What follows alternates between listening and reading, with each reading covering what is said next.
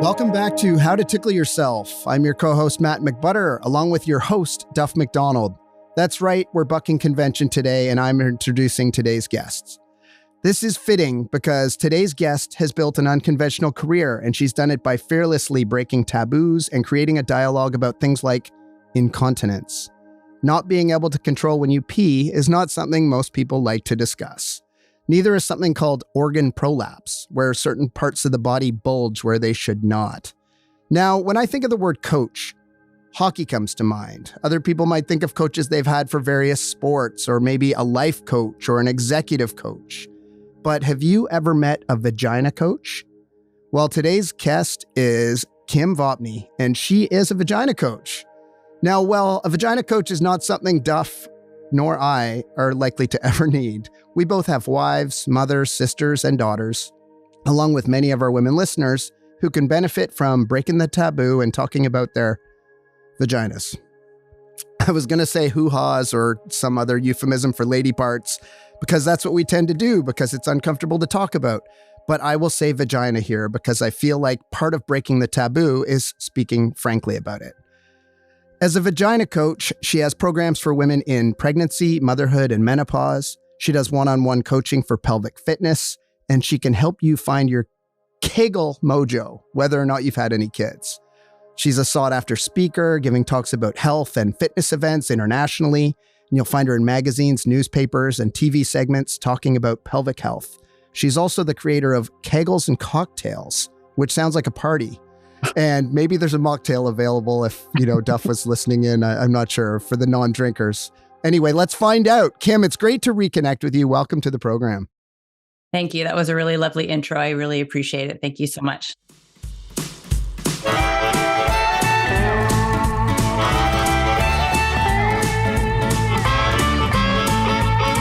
At the present moment, traveling town to town, the mystery of the motion, right here, right now. Right here, right now. Whoa, right here, right now.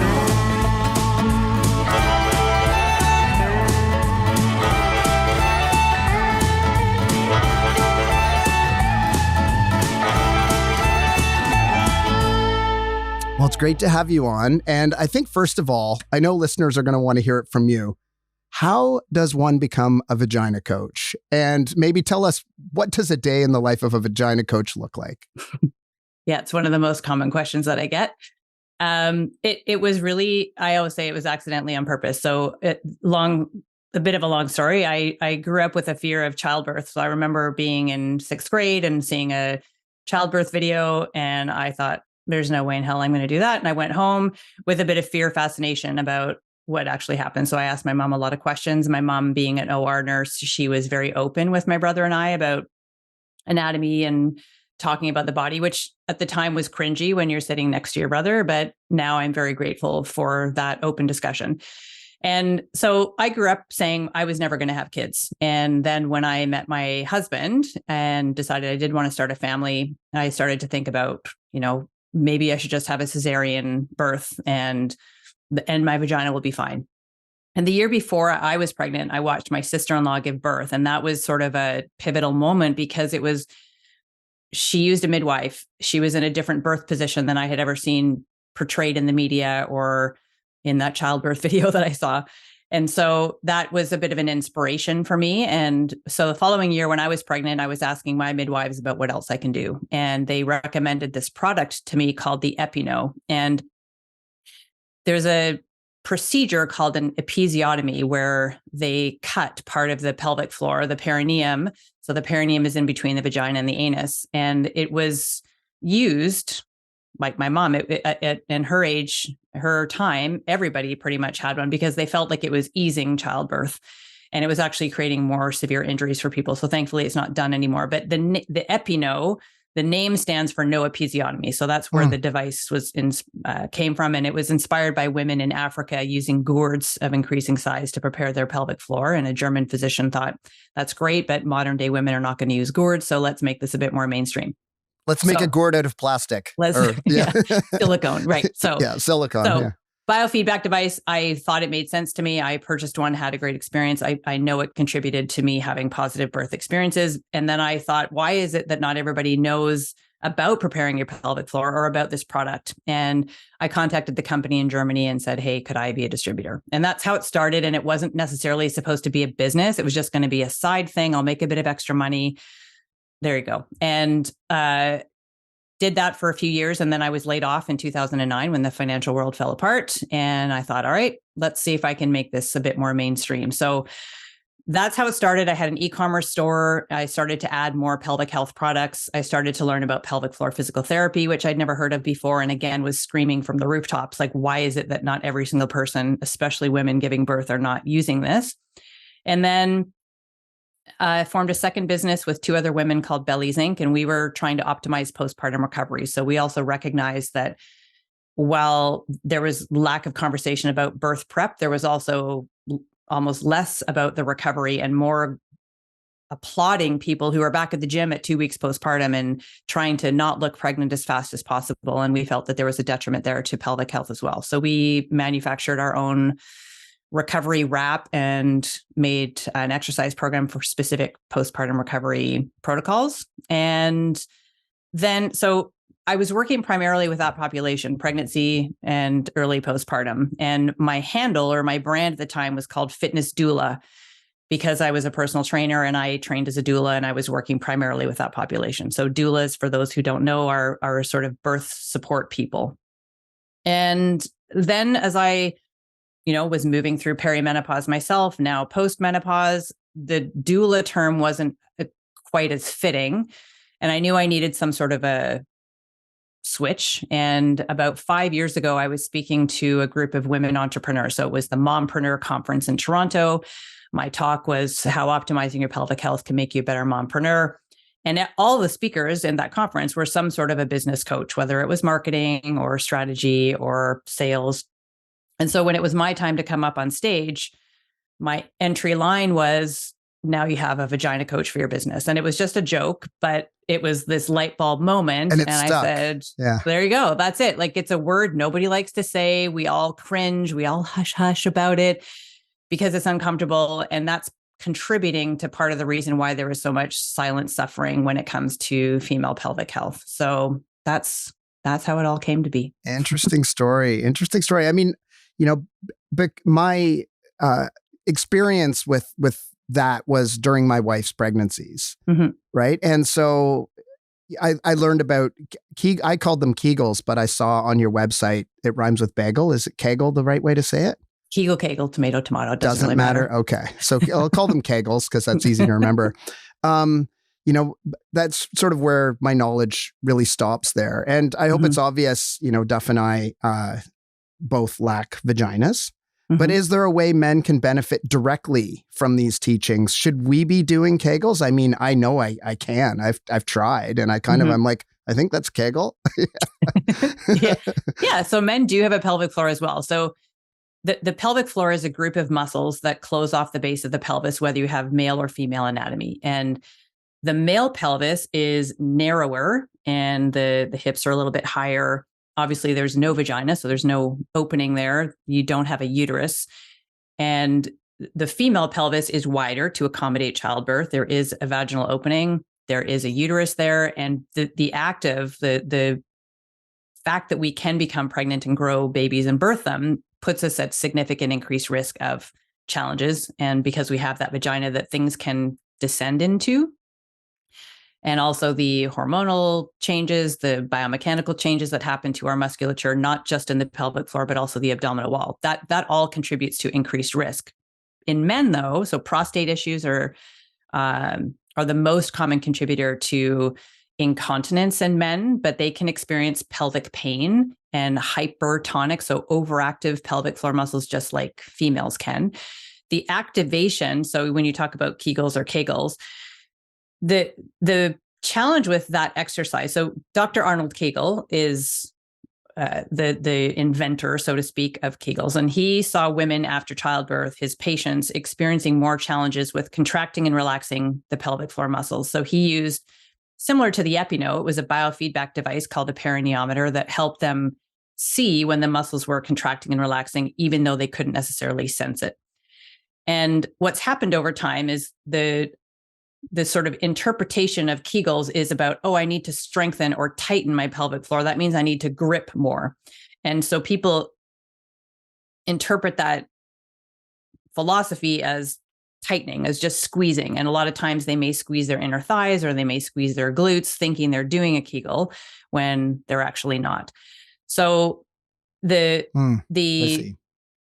importance of education around that is also missing. So a lot of people will hear, oh, I should be doing Kegels because I'm pregnant or because I've given birth or because I have incontinence. And because nobody has taught them how to do it, and maybe they've received, just go home and do your Kegels, or here's a brochure to learn. We know from research that the majority of people are doing them incorrectly. So then we look at imagery and cues that we can use. So the one for men is that the actual studied cue was shorten your penis. And what that has now been adapted to is pull the turtle into the shell, because a lot of men don't want to think about shortening their penis. So usually it's the opposite, right? But it's a really easy sort of physio image. Like sitting here right now, it's like, oh yeah, I know what you're talking about. Right. Okay. So you need that mental imagery. And so a lot of my work and the work of other, pelvic health professionals is around finding the right cues for people to access this group of muscles that we can't see. And so women, the most common, like when I poll people, the one that people most resonate with is lift a blueberry, pick up a blueberry with your vagina and your anus. That one is quite popular. Sip a smoothie through a straw with your vagina is also popular. But there's not actually, and the best cue research wise for women was an anal cue. So lift your anus. And there is one group of pelvic floor muscles called the levator ani, which literally means lift your anus. So yes. All right. So if we just think about lifting the anus or squeezing the butt, for some people, it will elicit the response we're looking for. But in other people, it might make them squeeze just their butt cheeks, or maybe they tuck their pelvis, which isn't necessarily what we want. So it's all about the best cue for that person, not necessarily there is one best cue. So, kids giggle in class when the teacher talks about sex ed, obviously. And it happens. I'm going to say kids, I'm going to say adults, I'm sure do it as well. Yeah. So, do you use that even though, sucking a smoothie through a straw, imagine you're through a straw. Yeah. That must create humor all the time. Do you use that to kind of diffuse the situation and then just run with it? So the humor's part of it. Yeah. 1,000%. And even Kegels and cocktails, that was when I was first starting out and thinking, how am I this is an uncomfortable topic. Most of it, if you're ever hearing about it, is you're in a doctor's office, it's medical, you're ashamed, you're embarrassed. And how can I open up this conversation? And so the term Kegel was used, and that's one thing that most people have heard at some point in their life. And so then it was just alliterations coming up with, okay, cocktails, there we go. And now it's all of a sudden, as you say, it sounds like a fun event. So it's an evening event. I had a drink called the Pussy Punch at the beginning. And it was important for me to create an environment where people felt like they were having a girls' night out, where it was not going to be this stuffy, medical, boring opportunity to learn. It was going to be something where people could mingle with others, recognize they're not alone, hear from professionals that they have never even heard of before. So pelvic floor physical therapy, as I mentioned earlier, is not very many people know about it. And in my opinion, the most underused women's health resource that we have. So while I stepped into that uncomfortable vagina coach title, I believe in using proper anatomical terms. I believe in teaching our kids proper anatomical terms. But I also know that people have different comfort levels, and I use Buff Muff. I have a program called the Buff Muff, and that's funny. And it also it lessens the ick that some people feel around, oh, I've got to do my Kegels, or I have to do my pelvic floor exercises. So I believe we need a little bit of fun while also using proper anatomical terms.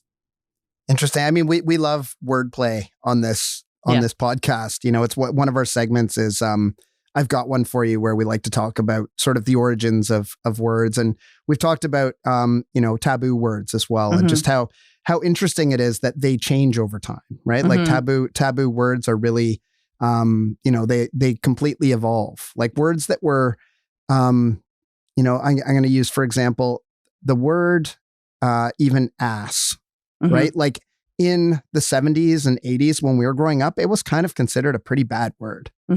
Whereas like in this day and age, ass is like nothing. Yeah. Right. And they totally change over time. But I really had thought about that before we got on the call with you today around, the using the proper anatomical terms versus using the,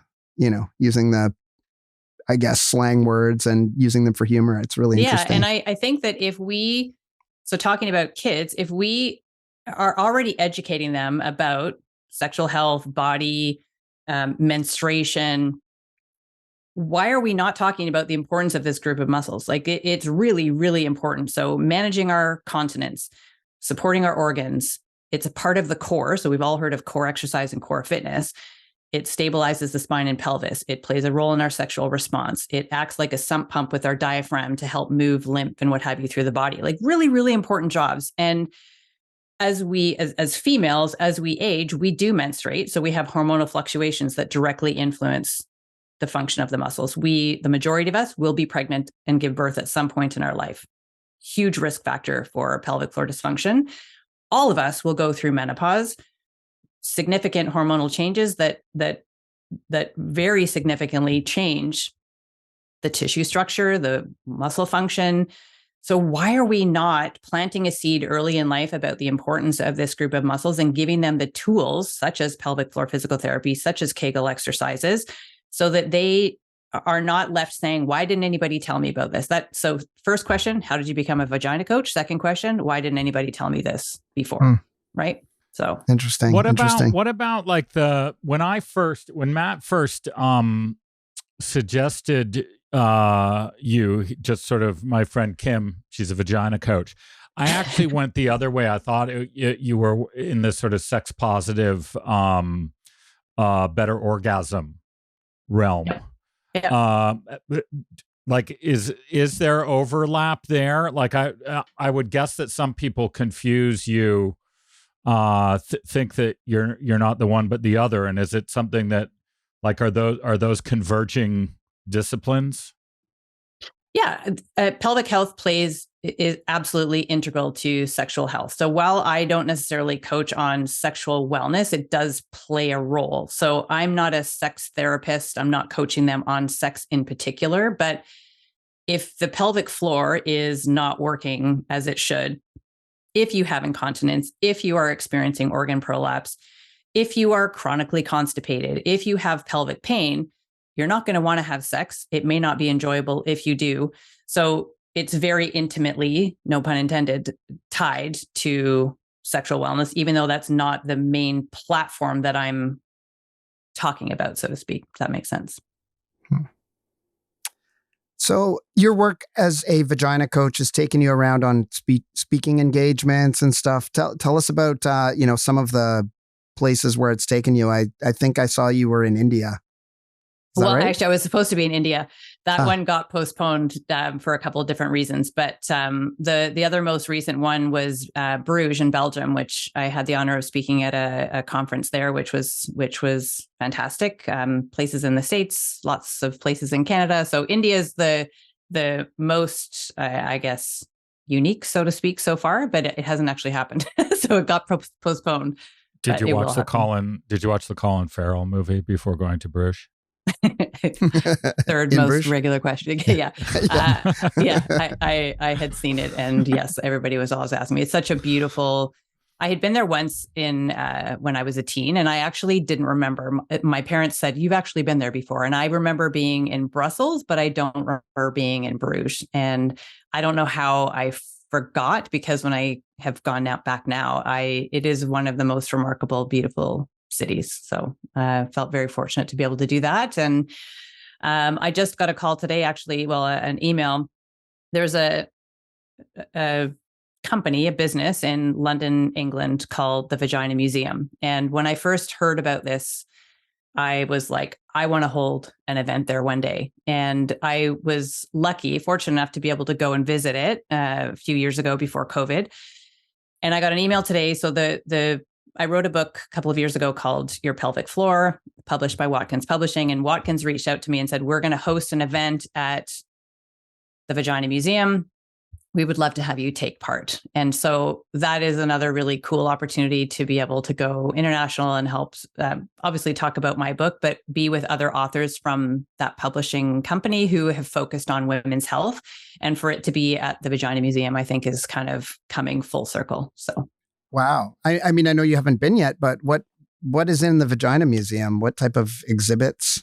What's going on there? I have been. So I went a few years ago. Yeah. Oh, cool. Yeah. And just as a going to check it out person. So now hopefully I'll be able to have the event there. But it's historical. It's the evolution of the terminology. It's the evolution. So lots of images from how vaginas used to be revered, and now so we talk about the evolution now being there's a lot of shame and a lot of trauma and a lot of taboo associated, but how it was portrayed in other parts of the world and women were sort of the ones in charge, so to speak. So there's paraphernalia, there's historical information, there's different kind of models around menstruation, around the menstrual cycle.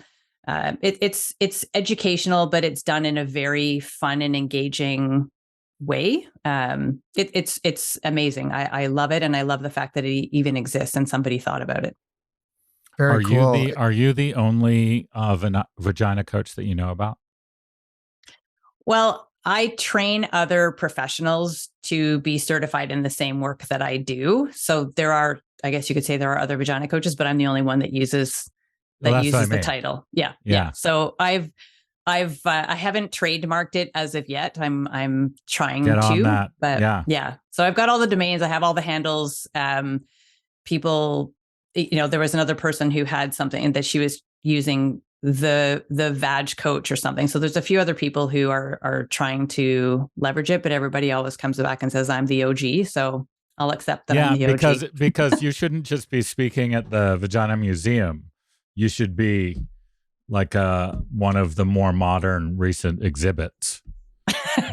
Well, thank you. The emergence of the Vagina Coach. Right? Absolutely. Absolutely. Sure. I've been earwormed as we've been having this conversation by, I'm not sure if you're familiar with Aquafina, came out with a song called My Vag, which is sort of a response to Mickey Avalon's My Dick. Yeah. It is hilarious. Highly recommend. I'm getting towards the end here. I just have one last thing to ask you is about you have an upcoming podcast. Is that right? You're going to launch a podcast. Have you launched it yet or? No, it's going to be launched in February. So I'm in the process now of recording getting all the gear and starting to do the recordings, working on the graphics, all that kind of stuff. So it's called Between Two Lips, and That is incredible. That's so good. I can't take credit for the name as much as I've come up with some kind of crafty things. This one was two friends of mine who they're a husband and wife team. They do all of my headshots and photography, and they film for me my professional stuff. And they're marketing, branding geniuses. And so they were in my office helping me set up for my own filming, getting my lighting set up and what have you. And we were talking about Between Two Ferns, and he said, you could have this set up here. And then he goes, wait, and because I have, as you can see, I've set a vulva here and I have a vulva here. So I am between two lips. But he said, you could have your vulvas. And then he just like, between two lips. And it was again, kind of like the Vagina Coach light bulb moment where I just thought, oh my gosh, that's gold. And I just have parked it here waiting for, would that be a program? Would it be a book? Would it be, and a podcast is something I've always wanted to do. And now I have a bit more capacity to manage that. And it was the perfect name. So that will be coming in 2023. Amazing. Okay, listeners, Between Two Lips, look for that. And Kim, where else can our listeners find you online, find your programs and that kind of thing? Well, Vagina Coach, if you put Vagina Coach into Google, you will find me on all the social media platforms, YouTube, Pinterest, Instagram, Facebook. Vaginacoach.com is my website. And then my book, as I mentioned, Your Pelvic Floor, that is available on Amazon and also in a lot of the retailers like Chapters and what have you. So wow, you do have it locked up on Google there. You are the entire first page. Nicely done. Nice to know. She's not a vagina coach. She is the vagina coach. Vagina coach. Kim Vopni, thank you so much for being on the show today. Really appreciate it. I appreciate you having me. Thank you so much. Yeah, thanks, Kim. Great to meet you. Thank you.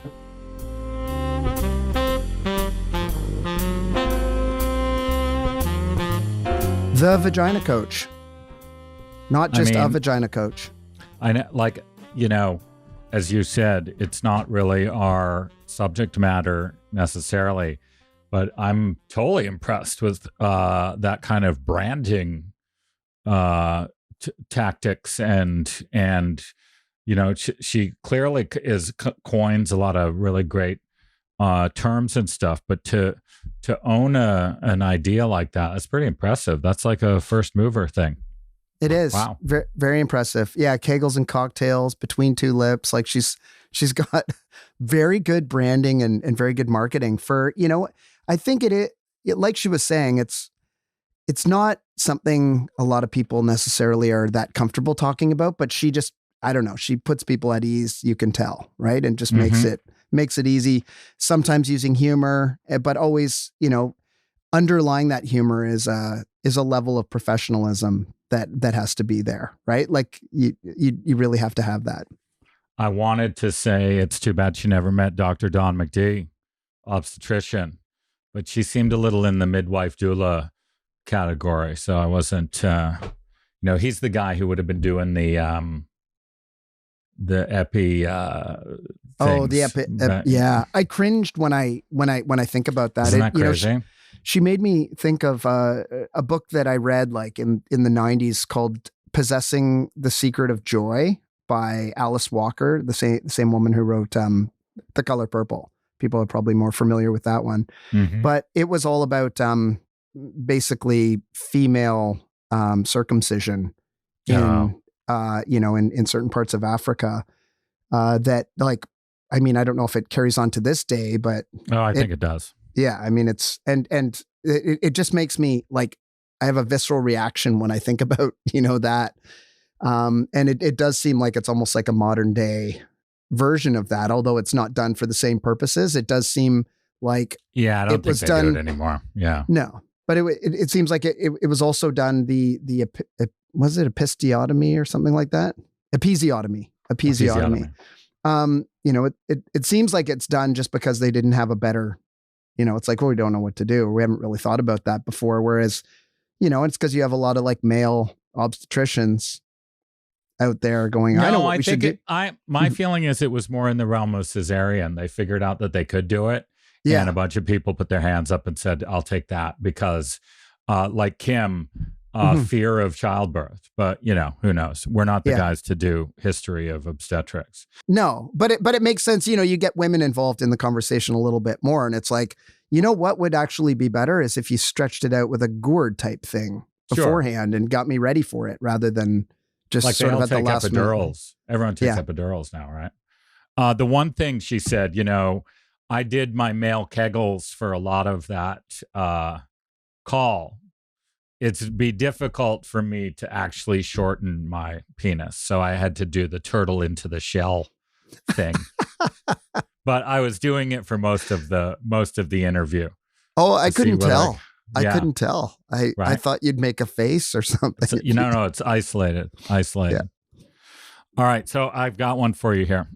Okay. This one came out of this is an interesting one because someone basically made me realize that the origin of a word was not the same as what we typically think it is. So, counterintuitive. What is it? What does that mean to you? Well, like, how would you define counterintuitive? I would say the opposite of intuitive. Like it seems, you know, if something's intuitive, it's something that you just know intrinsically.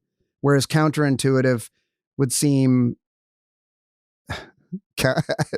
it's funny. It's almost like a circular, Right. a circular definition. Yeah.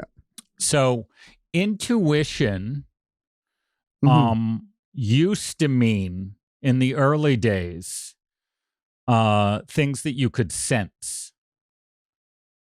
Meaning that you could verify with your senses. Although pause for 1 sec on that. Even that is even to sense something has its own kind of loaded meaning, right? Because like clearly to sense something should mean using your actual senses, but it's often used to mean, oh, I could just sense a presence, which means you couldn't see it. So intuition. So when we say sense now, we mean intuition in the sense of like an internal feeling or something, right? I just sort of knew.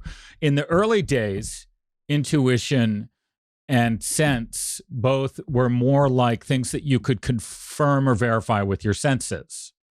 Okay. But sometimes, so then occasionally the mind jumps in and makes sense of all your sense data. So, but it gets really interesting here. So the guy who was explaining this to us said, the earth is flat. Okay. So in early days, that is an intuition because you're looking at it and you're like, of course it's flat. Look, it goes off flat in that direction. But we know through reason and, astronomy or whatever it is, however they figured it out, that the earth is round. That was a counter intuition. So the fact that the earth is round is counterintuitive because it flies in the face of what your sense data would have told you. Very cool. I like it. Do you ever hear people use intuit as a verb? I've heard that before. I don't know. So in that case, you would be, how did you figure that out? I counterintuited it. Right. It doesn't sound right. I almost took a job at Intuit, the software firm in Silicon Valley in the 90s. But they wanted me to get up at, be in their office when the markets opened in New York. Oh, so you weren't into it. Exactly. That's terrible. There you go. All right. So we want to send out some our best wishes and thoughts and sympathies to our number one listener, Leslie Mooney. Yeah, thoughts are with you, Leslie. Sorry for your loss. She lost someone close recently. She has been probably our best supporter of this show from the very get-go. And so we're sending you our support, Leslie. I hope all is well, or as well as it could be. So when it comes to Aurobindo here for today, I decided to see what he had to say about women. Listeners may or may not know, Aurobindo's from India. He was educated in England, but became an Indian revolutionary and sort of he's a yogi and a philosopher. And a lot of the, you don't have to go back that far for yogic scripture and stuff to not be that positive about women. Right. It's written for men and to avoid the snares of desire in the manifestation. And one of them is almost inevitably women. But Aurobindo is not that kind of guy. And he had the following two things to say. The medieval ascetics hated women and thought they were created by God for the temptation of monks. One may be allowed to think more nobly of both God and of woman. Oh, I like that. And the other one is I like the next one even better. He goes, there are two ways of avoiding the snare of woman. One is to shun all women, and the other is to love all beings. Nice. Right? Nice. Yeah. So we're all part of the same thing. Yeah. That's a good one. All right. Thanks for listening, folks. We'll be back with you in a week. Bye-bye.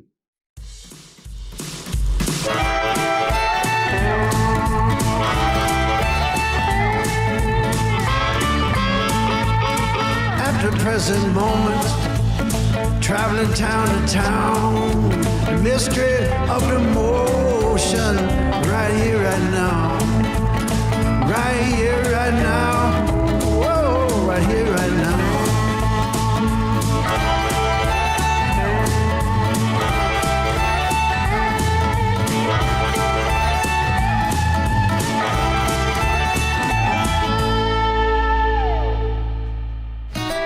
You've been listening to How to Tickle Yourself with your hosts Duff McDonald and Matt McButter. You can help us by liking, subscribing, and sharing this podcast with others. You can talk to us and see what else is happening on Instagram and Facebook at How to Tickle Yourself. This program was recorded in Studio B of the historic Rockledge Recording Studio and the Tunnel under Arundel. Right here, right now, our original 16-part theme music was written and recorded by the legendary Paul Reddick and Kyle Ferguson of the Sidemen, with the brilliant Steve Mariner on bass and drums and in the mixing room. The podcast is produced and distributed by Storic Media. Our editor is Andrew Steiner. Our coordinator is Samantha Abramovitz. Our producers are Kristen Verbitsky and Chuck LaBella. For more information, visit storicmedia.com.